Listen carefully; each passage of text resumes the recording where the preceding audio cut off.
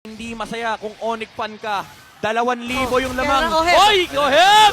Parang lugi ata. Oheb! Oh my goodness! Taji! Napatay si OM 1v1. Pero dito lang reinforcement mula sa Team Liquid Philippines.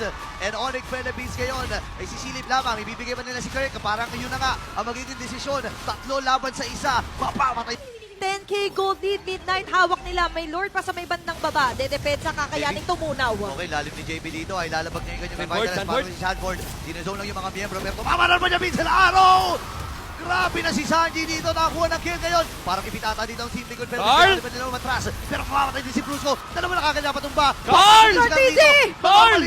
Si Super Prince pero buhay. Cross arrows incoming here para sa Conceal. PLPH. Conceal ginamit na dito. Sanford, Sanford, bandang baba, umaatake. JP rolling around. Ayun na, tumama yung Vincent Araw ngayon. Bennett's Rage. Tatama na naman yung Vincent Araw. Nakakadalawa ulit si Sanji. Bilangin natin. Pero andun yung Lord. Buhay pa rin. Pwede na ba mag-base up dito? Team Liquid Philippines. Parang kaya na ata nila. Pero si Carlito, hinatay lang niya si Super Prince. And this time, Ipase! magtatapo sila ang laban.